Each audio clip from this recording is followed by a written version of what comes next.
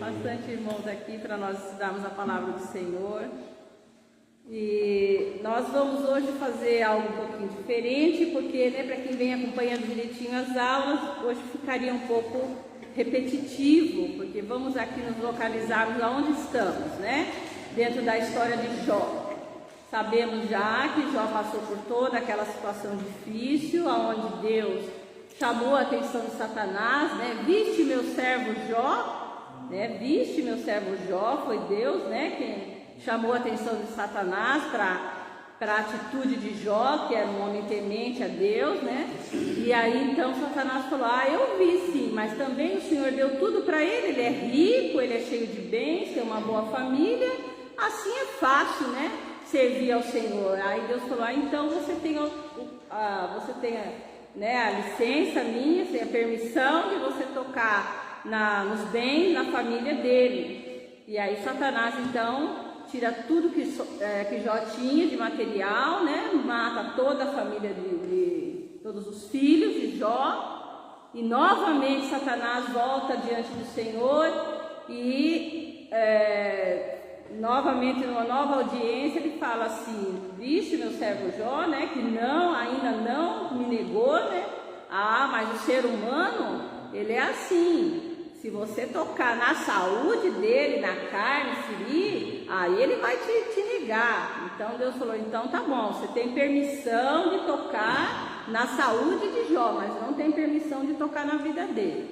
E aí então, o que acontece? Satanás lança sobre Jó aquela terrível doença, já falei para os irmãos, a gente já falou bastante aqui, feridas pelo corpo todo, que saiu aquela secreção horrível, e ele tinha que ficar ali com um caco de telha se raspando, aquela dor terrível, e aquela doença também trazia terrores noturnos, ele sonhava, tinha alucinações à noite, não conseguia dormir. Então ele já está assim, nós chegamos num ponto agora do estudo em que Jó já está extremamente, imagina, todo aquele sofrimento, toda aquela dor, sem dormir, ele está já num estado físico e psicológico extremamente alterado, dá para a gente tentar imaginar que a pessoa já não está mais nem em sã consciência, no seu estado normal mais, na situação que ele já estava vivendo ali.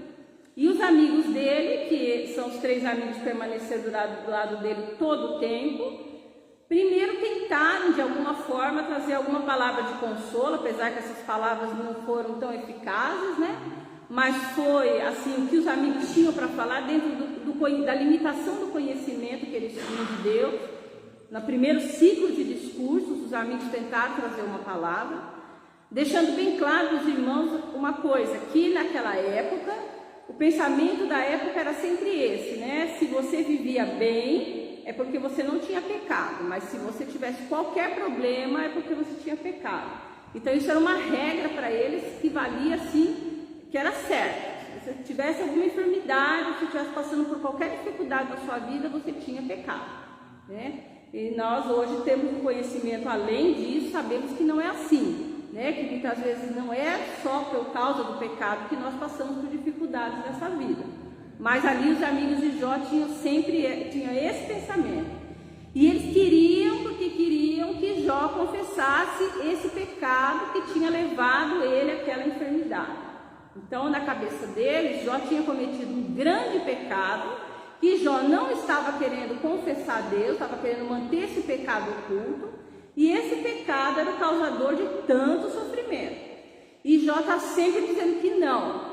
Eu não sou um homem 100% reto, eu não sou um homem 100% justo, eu sou um homem pecador como qualquer outro, mas eu tenho certeza que um pecado do tamanho, na mesma proporção desse sofrimento que eu estou passando, eu não cometi.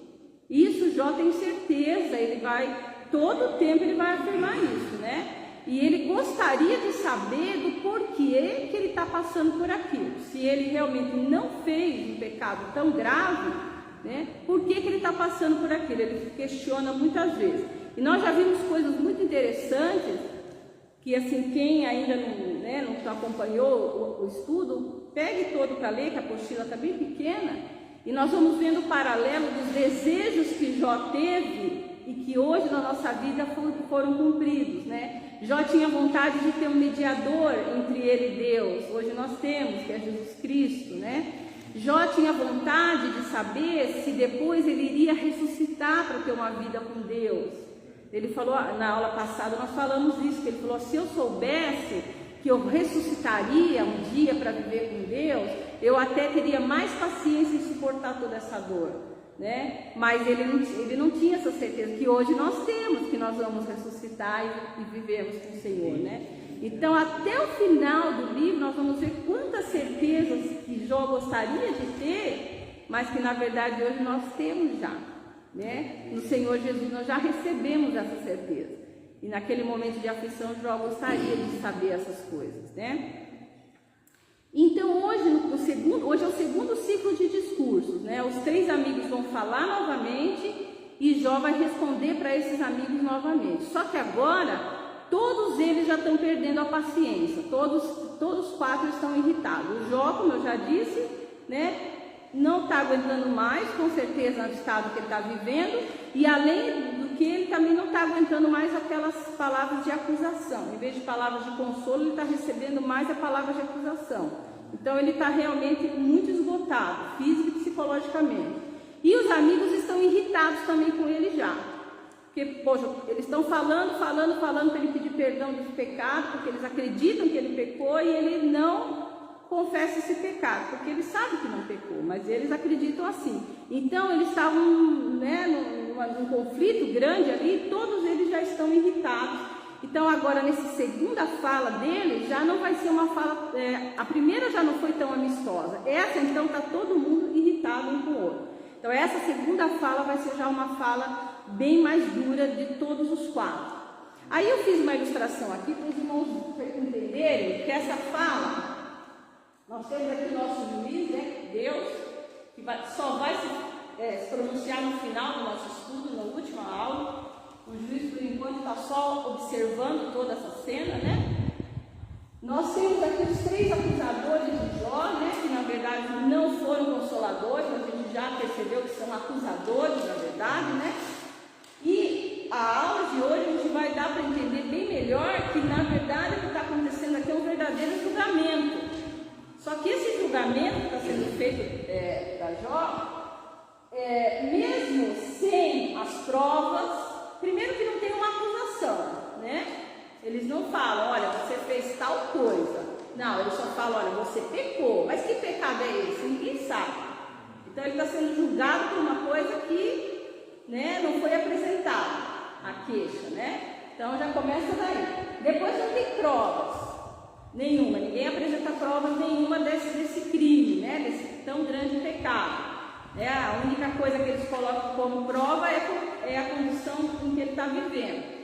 Então, esse julgamento aqui também não tem ninguém que defenda. Jó gostaria do seu defensor, né? Do seu mediador, que é Jesus Cristo, não tem. Então, nosso tribunal de hoje, que nós vamos até fazer a encenação aqui, o que nós temos? Nós temos 3 acusadores, 3 promotores aqui de acusação, não temos a promotoria aqui da defensoria, né? Não sei como fala bem aí os termos, né, técnicos, né? E nós já temos aqui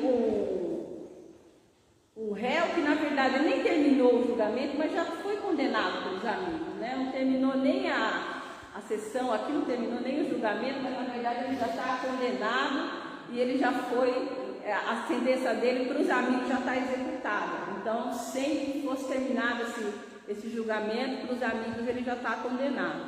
Então é mais ou menos o que a gente vai observar hoje.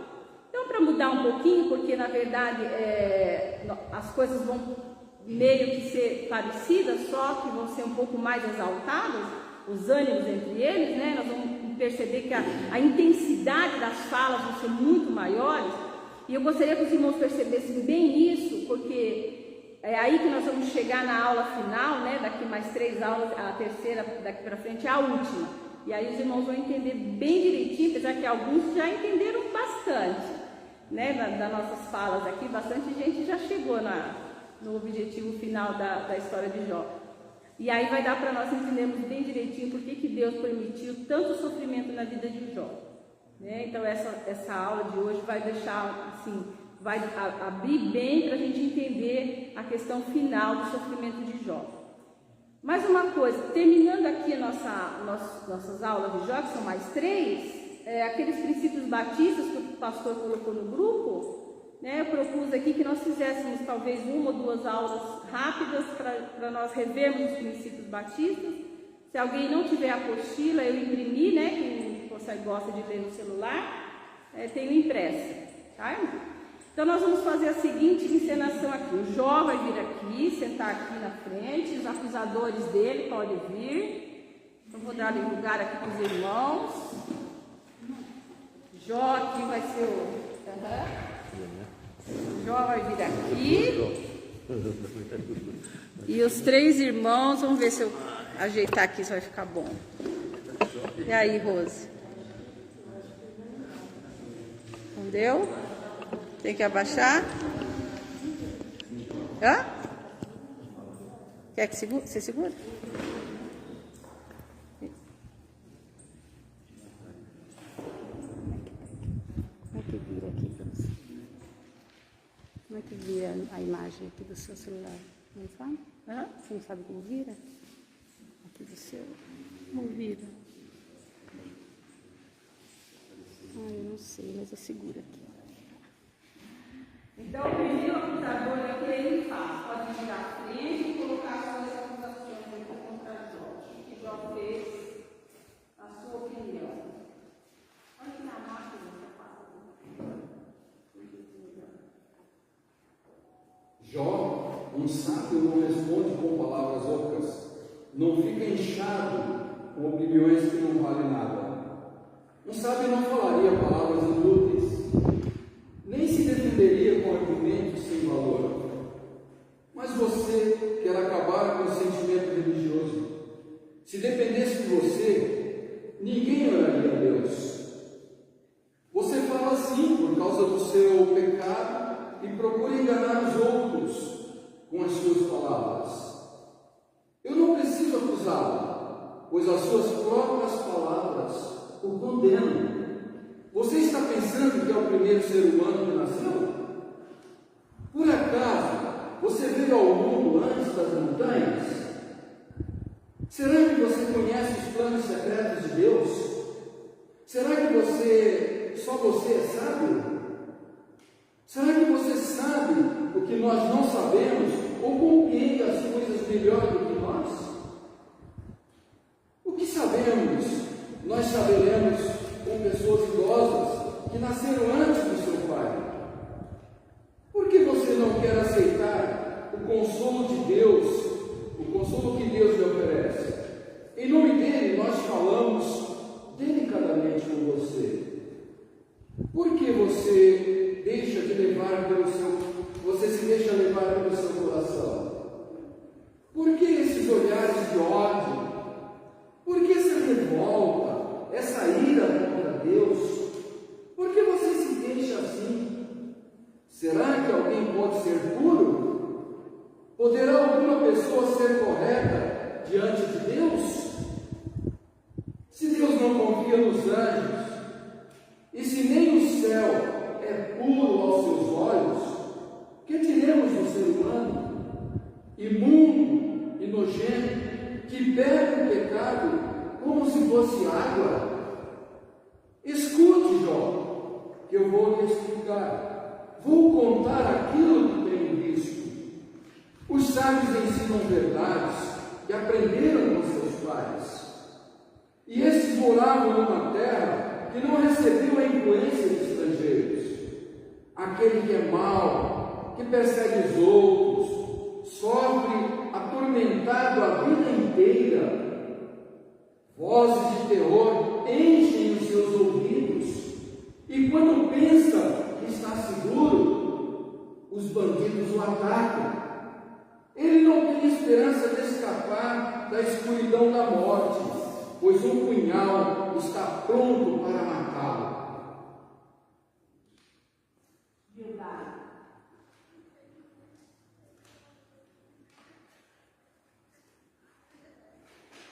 Jó, por que você não para de falar? Cale-se e preste atenção, e então poderemos conversar. Porque você pensa que não temos juízo, que somos como os animais? Como a sua raiva, você só está se ferindo. Será que, por você estar zangado, o mundo vai virar deserto? Será que, por sua causa, as montanhas vão mudar de lugar? A vida do perverso se acabará como uma luz que se apaga, como as chamas do fogo que se deixa de queimar. A lamparina da sua casa não brilhará mais. Em vez de luz, haverá escuridão. O perverso andava com passos firmes, mas agora está tropeçando. Os seus próprios planos o fazem cair. Ele pisa uma rede e os seus pés ficam presos. A armadilha o pega pelo calcanhar e o laço o aperta. A armadilha estava escondida no chão, no caminho por onde ele ia passar. Ameaças de todos os lados o deixam apavorado. Elas o perseguem a cada passo. Ele era rico, mas agora passa fome. A desgraça está pronta para cair em cima dele. Uma doença mortal se espalha pelo seu corpo e faz com que os seus braços e pernas apodreçam. Ele é arrancado da sua casa, onde vivia seguro, e é arrastado até a presença do rei, isto é, a morte. Esse é o fim dos maus, daqueles que não querem saber de Deus.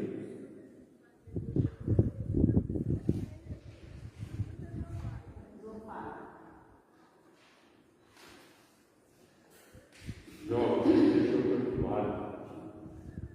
E por isso eu respondo logo. As suas repreensões são um insulto, mas eu sei dar a resposta certa.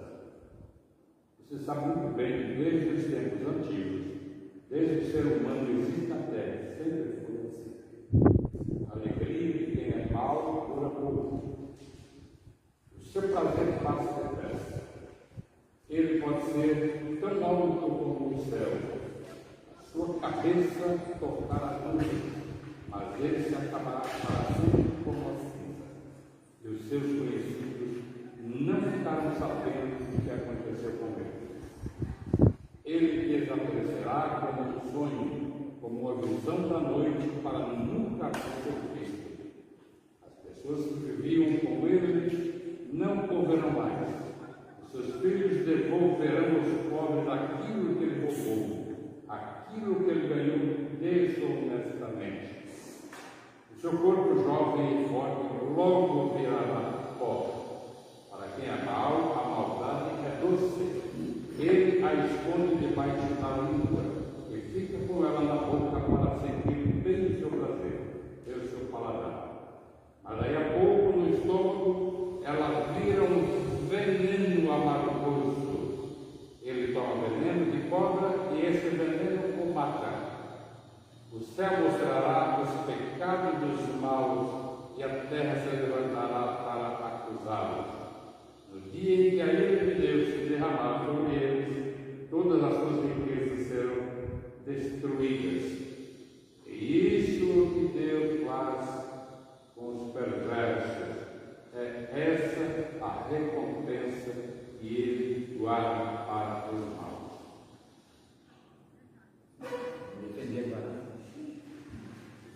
Já ouvi tudo isso antes. Em vez de consolarem, vocês lhe atormentam. Será que essas palavras roucas não têm fim? Por que vocês não param de me provocar? Se vocês estivessem no meu lugar, eu também poderia dizer o que estão dizendo. Eu balançaria a cabeça com jeito de sábio e os esmagaria com um montão de palavras. Ou poderia dizer palavras de ânimo e consolo para diminuir os seus sofrimentos.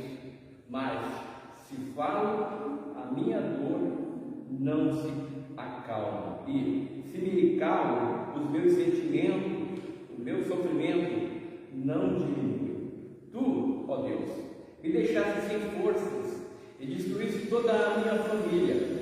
Tu me puseste numa prisão e por isso me acusam.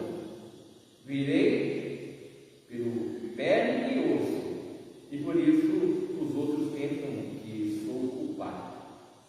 Na sua ira, Deus me arrasou completamente. Ele olha para mim com ódio e como uma fera me persegue e me ameaça.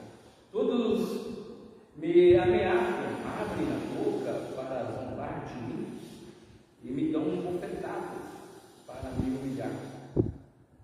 Deus me entregou a homens perversos, Ele me fez cair na mão de gente má. E eu vivia em paz, mas Ele me esmagou. Deus me pegou pela garganta e me quebrou. Ele fez de mim o seu alvo, e de todos os lados disparou as suas flechas. Elas atravessaram os meus rins, sem dó nem piedade. E também a minha vida correu pelo chão. Como um soldado, ele avançou contra mim e me arrebentou todo, com golpes e mais golpes. No entanto, nunca fui violento, e as minhas orações sempre foram sinceras. Abafado o meu grito pedindo justiça. Eu sei que no céu tenho quem me defende. Meu advogado está lá. Os meus amigos zombam de mim, e eu me volto para Deus com lágrimas nos olhos. Assim como alguém defende o seu amigo, eu preciso de quem defenda o meu direito diante de Deus. Quase não posso respirar. A minha vida está se acabando. O que me espera agora é a sepultura. Estou cercado de zombadores e sou obrigado a aguentar os seus desaforos. Ó Deus, só tu podes garantir o meu livramento. Quem mais tenho eu para ser meu fiador? Tu fechaste a mente desses zombadores para que não entendessem as coisas, não deixassem que eles me derrotem. Vocês pensam que são melhores do que eu e acham que a minha desgraça prova que sou culpado? Pois fiquem sabendo que Deus foi injusto comigo. Foi Ele que armou uma armadilha para me pegar. Eu protesto contra a sua violência, mas ninguém me ouve. Eu peço ajuda, porém não existe justiça. Deus fechou o meu caminho com um muro, de modo que não consigo passar. Ele cobriu e destruiu os meus caminhos. Deus tirou toda a minha riqueza e destruiu a boa fama que eu tinha. Ele me atacou por todos os lados até acabar comigo e arrancou pelas raízes as minhas esperanças. A sua ira contra mim queimou com fogo. Ele me tratou como se eu fosse um inimigo. Deus fez com que os meus irmãos me abandonassem. Os meus conhecidos me tratam como se eu fosse um estranho. Os meus parentes se afastaram, os meus amigos não lembram mais de mim. A minha mulher não tolera o mau cheiro da minha boca. Os meus irmãos têm nojo de mim. Virei de pedra e osso, mal possível ir de mim. Meus amigos tenham pena de mim, pois foi a mão de Deus que me fez. Por que vocês me perseguem? Como Deus me persegue? Por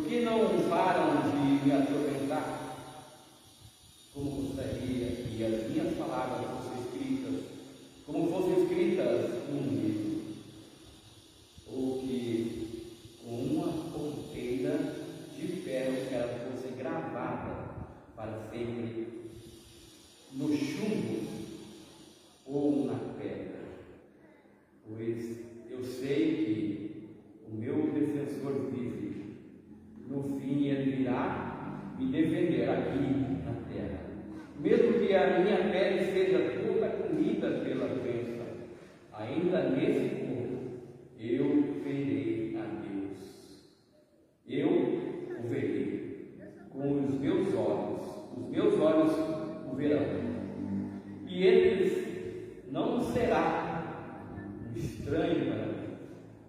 Desejo tanto que isso aconteça. Meus amigos, as suas consolações são vazias. Tudo o que vocês dizem é mentira. Amém.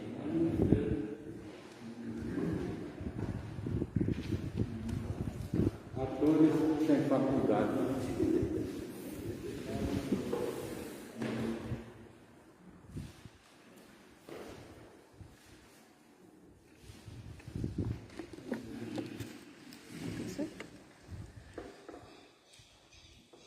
Então é isso, irmãos. Os irmãos percebem que muitas coisas foram repetidas, né?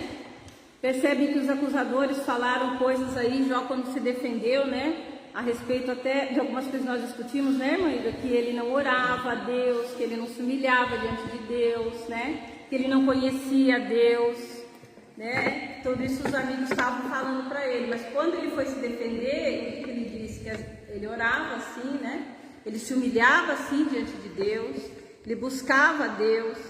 Depois nós vimos pela fala aqui que o irmão leu, que ele entrou em profunda angústia e desespero, e aí ele começou a falar coisas duras, coisas difíceis. Eu estou numa situação terrível, Deus acabou comigo, Deus me pôs numa armadilha tremenda, Deus me apunhalou, Deus é meu inimigo. E ali ele fala mesmo na carne de um homem desesperado. Aí nós temos que entender que quem está falando ali é o ser humano na sua condição de completo desespero, enfermidade física e já mental. Quando ele diz, Deus é meu acusador, Deus é que está fazendo isso comigo, as flechas de Deus estão me atacando, né? E aí ele começa a falar contra Deus, mas o versículo final, a fala final dele, ele retoma o juízo.